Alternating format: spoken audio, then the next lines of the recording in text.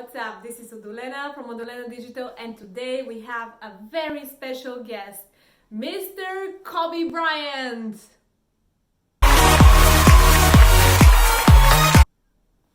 Okay, Mr. Kobe Bryant couldn't make it today to my living room to record a video with me. However, I'm gonna take an interview that he did recently with Patrick Bet-David.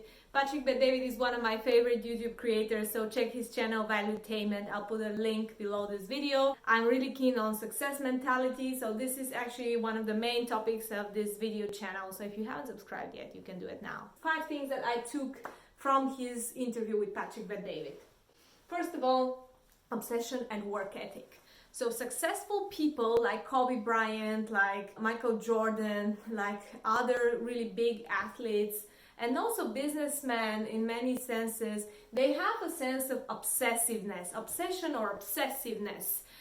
So there's a little bit of a sense of craziness around them. They're really keen on what they're doing, and they're getting more and more keen the more they work on it. Yeah. What was really your work ethic like, and for how long did you stay disciplined?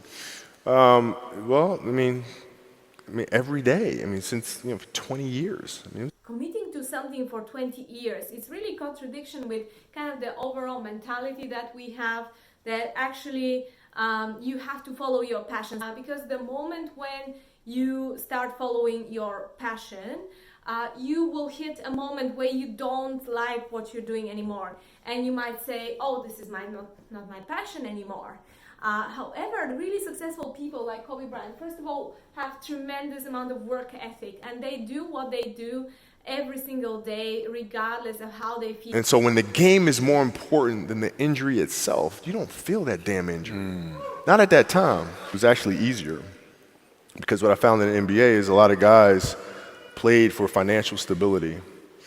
And when they came to the NBA, they got that financial stability. So therefore, the passion and the work ethic and the obsessiveness was gone. So I'm looking at that, I'm like, oh my God, it's gonna be like taking candy from a baby. No wonder Mike wins all these fucking championships. Then practicing on your weaknesses. Something that struck me really in his talk was that when you are competing, when you're in compete mode, you focus on your strengths because you want to win. So I played to my weaknesses, because when you're playing summer basketball, there's so many games. So there's not a lot of skill work being done. So when are you gonna get better? Right? When you're playing in competition situations, you're only playing to your strengths. Why? Because you want to win. Right? So what I would do, I was work on the things during those games that I was weak at. I think this is something I have a contradiction again, like with today's mentality that you should only focus on your strengths. So for example, if you're competing for a job interview, you should only focus on your strengths.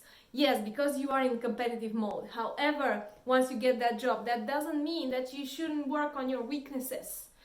Because there will be another moment where there will be someone who has this strength that you have been betting on, and they have 10 other strengths which are your weaknesses. So what do you do about this? So in his case, he became a very rounded player. So between 13 and 17, he was only studying other players that were ahead of him on the list. Oh, they used to do these rankings. It was Street and Smith basketball rankings.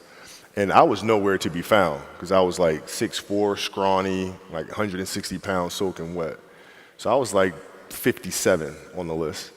And so I will look at 56, 55, all the way up to number 1, who these players are, what club teams they played for. So when we go on an AAU travel circuit, I got to hunt them down, right? And so that became my mission in high school, is to check off every other person, all those 56 other names, hunt them down and knock them down. And then comes the focus. So being focused, knowing what you want. So knowing what you want is something that keeps coming up as a pattern with all successful people. So I'm sorry to say it, but all of you who are kind of wondering what you want in life, trying to discover yourself, try not to spend too much time on this, because the world rewards people who know what they want. Because when you know what you want, you know what to look for. And this is when what he said, as something that I really loved, is that the world becomes your library. Basketball for me was the most important thing. So everything I saw, whether it was TV shows, whether it was books I read, people I talked to, everything was done to try to learn how to become a better basketball player. Everything, everything. And so when you have that point of view, then literally the world becomes your library to help you to become better at your craft. And this is the moment where you really focus yourself on something and you kind of get obsessed about it and you really commit. You decide that this is what you want. You start seeing opportunities all around you and you start seeing this thing all everywhere. This is because your subconscious in your mind knows what to look for. It's not kind of looking at randomness and just any kind of trivial thing. It's focused. And he talks also about something very interesting, is about meditation. If you haven't seen my video on meditation, you can check it out. And I was really pleasantly surprised to see that even Kobe Bryant is meditating. Yes, he is meditating because this, he said, is what brings him and his team focus. They don't rattle, what he says, in the game.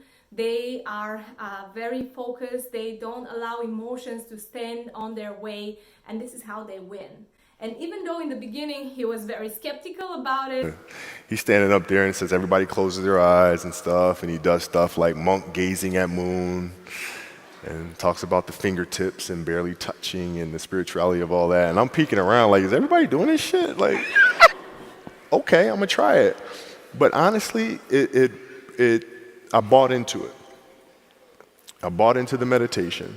Then, curiosity. This is something that really surprised me, that actually Kobe Bryant talks a lot about the power of curiosity and how important it is to be curious. He was curious since childhood. And now, after he's retired from his career, he's actually working on a production house, like so video production, and he says that he is fine hiring people who say, I don't know. And the reason for this is because this shows open mind. This shows someone who is curious. Maybe I don't know how to do this now, but I will find a way. So there is difference between I don't know and I don't care. And there is I know, I don't know, and I'm aware of this, and I will find out. I'll figure it out. So this is this kind of mind which, if you have answer for every single question, this is not possible. It means that you are giving a wrong answer for some questions, or you're making some assumptions, and this is dangerous. So he's very open-minded, he's very pro-curiosity, and he's very much about being curious and studying the game, whatever your game is. Let's say if your game is climbing the corporate ladder, you have to study what's the next step, like how to get on the next step, what skills are required, who do I have to talk to, getting the right mentorship, which is the next point, being humble and being also brave in front of mentors and seeking opportunities to see how to get to the next level, not to leave it to coincidence. Then comes the mentorship part. He talks about Michael Jordan as being his big brother. And really, Michael Jordan was someone who was very important for him and became his mentor in his career. So he was always comparing himself with the greatest of the time. So he was humble enough to come and speak to the greatest players. What did you do?